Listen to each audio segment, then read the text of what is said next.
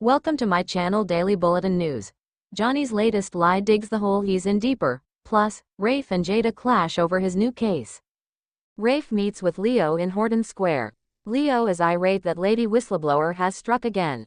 Rafe says this isn't an emergency, but Leo says everyone now knows about Weevenup, the tropical island that is Pine View spelled backward where presumed murder victims found themselves trapped. Rafe thinks this sounds familiar and asks how these people even got to this island. Leo says that's unimportant and that his job is to find the leaker. Rafe asks if none of the cast knows about these spoilers, then who has had access to his computer? Leo says only Javi the other day. Rafe knows all about his accusing Javi of being lady whistleblower. Leo admits he feels terrible about screwing things up with Javi. Rafe asks if there are any other suspects. Leo has an epiphany and accuses Kate, who knows the stories. Rafe asks why she'd want to sabotage her own show. Leo says perhaps it's Kate and Abe together, like in the movie and musical The Producers, where the leads tried to make their show a flop to commit insurance fraud. Rafe doesn't buy it. Rafe has a suspect in mind but doesn't want to reveal who it is without evidence. Plus, if he tells him, then Leo will go off and accuse them. Rafe says they can't tip this person off. Before Rafe goes, Leo asks him if he could put in a good word with Javi, as he must see he's a decent guy. Rafe will but warns that Javi isn't one to change his mind once it's made up. Jada returns home to find Javi staring at his phone. She asks if she walked in on something. He claims he was just putting together his top secret Christmas list. She's surprised Rafe isn't home yet. Javi says he was here, but Leo called him on an emergency. They sit down and talk about Rafe taking Leo's job and Javi telling him not to. She asks why. Javi says Leo is a jerk and vents about what went down between them. He doesn't want Rafe sucked into Leo's vortex.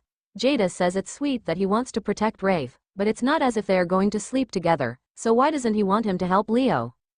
Javi claims he just doesn't trust Leo, and who knows if they'll ever find out who Lady Whistleblower is. He thinks if Rafe can't find this person, Leo might blame Rafe. Jada doubts that, and this person is messing with Leo's livelihood. Javi gets a text, says he has to go, and takes off. Jada comments, that was abrupt. Rafe returns home, and Jada fills him in on her talk with Javi about his case. She asks if he has any leads. Rafe has a hunch that it's Hattie Adams.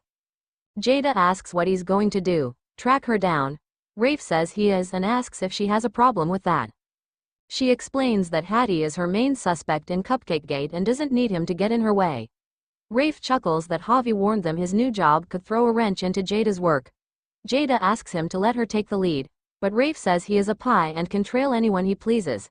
They bicker, and Rafe wonders if Jada fears Mayor Price is going to think he's doing a better job than she is. Jada says she's not, and they shake on the best investigator winning. Back in Horton Square, Leo continues to read Lady Whistleblower's column. Javi appears and notes that it's a shame about all the spoilers. Leo guesses he deserves his gloating. He laments that he loved being a head writer, and now it's gone up in smoke. Javi understands and is sorry things are getting so messed up for him. Leo thanks him and is excited for the next episode. He asks Javi if he'd be interested in going back to his room and watching it. Suddenly, Leo's former one-night stand and groupie, Carrie, shows up. Carrie asks Javi if he's ready. It turns out they met on a dating app, and Leo is surprised they're going out. Carrie reminds Leo that he said they didn't have that spark. Carrie and Javi leave to go get drinks. Outside the Brady pub, EJ gives Joy a check and tells her to pack her things and go. Joy is hesitant as she likes her job. He tells her with this money she could go back to school, or go to LA. He even offers to set her up with a friend who is an agent. As Joy takes the check, Kate appears and asks what is going on.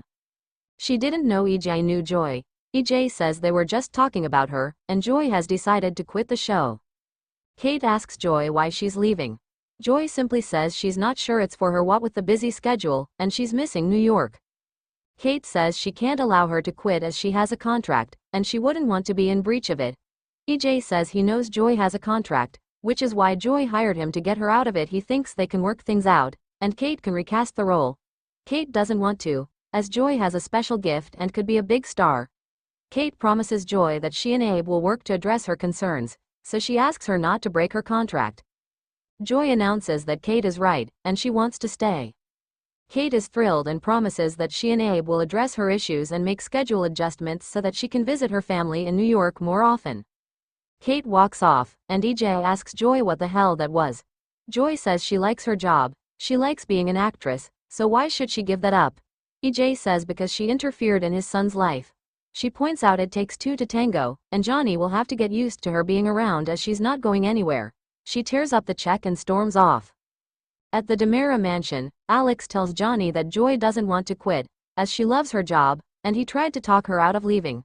Johnny lashes out that this is none of his business and to stay out of it.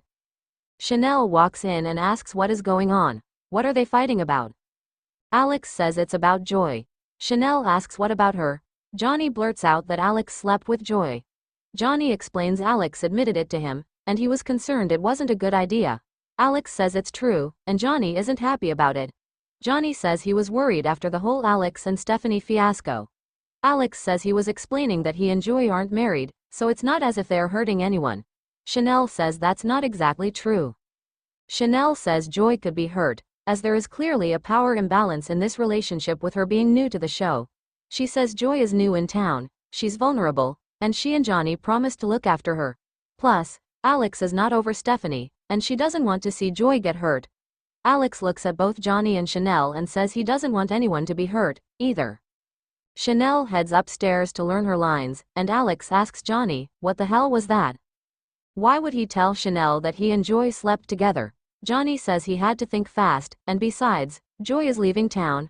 Alex says he knows, and Chanel will blame him for that. Johnny panicked, but everything will be fine if Alex doesn't say anything. Alex says he'll keep quiet, but only so he doesn't upset Chanel any further. He tells Johnny he handled this like a little bitch and gives him a playful slap on the cheek. Stay tuned and subscribe the channel.